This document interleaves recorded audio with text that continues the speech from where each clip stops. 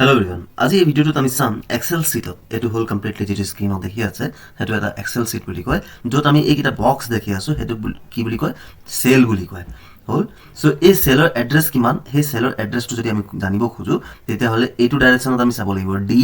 আৰু এইটো ডাইৰেকশনত আমি চাব লাগিব 6 সো যদি আমি চাও এটো কি হয় এড্ৰেছটো এই এড্ৰেছটো সক ইয়াটো দেখুৱা হৈছে D6 ডান সো এতিয়া আমি এই ভিডিওটোত চাম যে exactly কি ধৰণে দুটা নাম্বাৰ এড কৰা হয় এক্সেল শীটত মই সাপোজ ইয়াতে এটা নাম্বাৰ লিখিলো 2 আৰু নেক্সট নাম্বাৰ লিখিলো সাপোজ মই 3 হল অকনমান স্ক্ৰিনত যাতে নাম্বাৰটো অলপ ভালকে ওলাই হেতু কাৰণে ইয়াতে মই অকনমান মডিফিকেশন আনি দিও আমি এনেও জানো যে আমাৰ ফৰমেটিং পাৰ্ট এটা অলৰেডি সিলেবাসত আছে সো এটো মই অলপ ফৰমেট কৰি দেখাই দিও ইয়াতে এলাইনমেন্টটো আছিল সো সেন্টাৰ এলাইনমেন্ট আৰু অকনমান মাজত যদি উলিয়াবলৈ মানে নাম্বাৰস কিনি তেতিয়া হলে দুইটা এলাইনমেন্ট ৰাখি দিব এতিয়া আমি অলপ সাইজটো চেঞ্জ কৰি লওঁ সাইজটো সাপোজ মই 20 দিলু সাপোজ সাইজ মোৰ 20 হল সাইজটো মই চেঞ্জ কৰি দিলু ওকে সাইজ মোৰ চেঞ্জ নহল বাৰু ইয়াত ওকে সাইজ চেঞ্জ নহল 20 সাইজ চেঞ্জ হল মই যদি কালাৰ চেঞ্জ কৰিব খোজো তেতিয়া হলে মই এনেকে কালাৰ চেঞ্জ কৰিব পাৰো ইয়াতে মই সাপোজ বেলেগ কালাৰ এটা দিব খোজো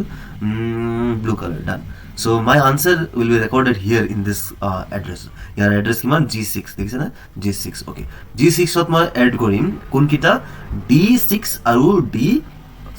E6 okay G6 ত মই এড কৰিম হল so ইয়াৰ মই ব্যাকগ্ৰাউন্ড টু চেঞ্জ কৰি দিলো yellow বুলি আৰু এনে মই চেক কৰিবলৈ মই ইয়াতে লিখি চালো okay মই এটা ফৰ্মুলা লগাই এই নম্বৰ দুটা এড কৰিবলৈ চেষ্টা কৰিম আমি এই বস্তুটো জানি থোৱাটো খুব ইম্পৰ্টেন্ট যে এক্সেল শীটত যদি ফৰ্মুলা লিখিব খোজে ফৰ্মুলা সদায় equal to sign of start হ'ব আমি এড কোন কিটা কৰিম sum এই দুটা নাম্বাৰ এড কৰিম এটো হল মোৰ D6 আকৌ মই প্লাস সাইন দিম আকৌ E6 ব্ৰ্যাকেট ক্লোজ কৰিম এন্টাৰ যেটো আনসাৰ আহিব লাগে হেটো আহি যাব ইয়াত কিন্তু আনসাৰ নাহিল বাৰু ইয়াতে মোৰ ফৰ্মুলা ভালকে পুট হোৱা নাছিল দেখিছেনে অকল সাম লিখা আছে D6 আৰু কি E6 দেখিছে E6 লিখাৰ লগে লগে এই নাম্বাৰটো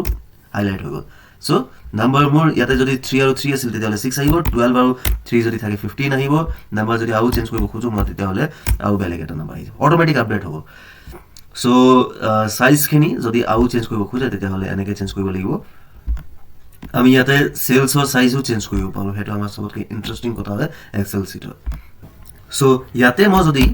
অকনমান হেডিং দিব খোজো তেতিয়া হলে মই এনেকে দিব পাৰো ফাৰ্স্ট নাম্বাৰ আৰু ইয়াতে আহি যাব second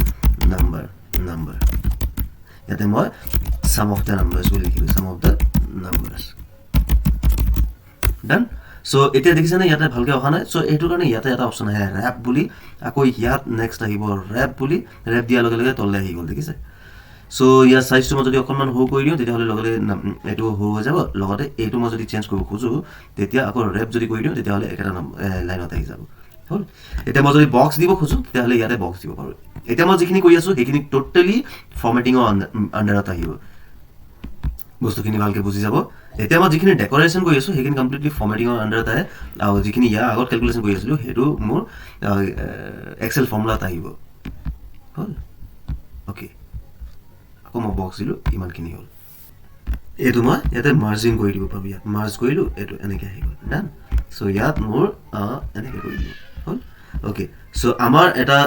edition of নাম্বাৰস already ready হল যত আমি যিকোনো নাম্বাৰে এড কৰি চাব পাৰো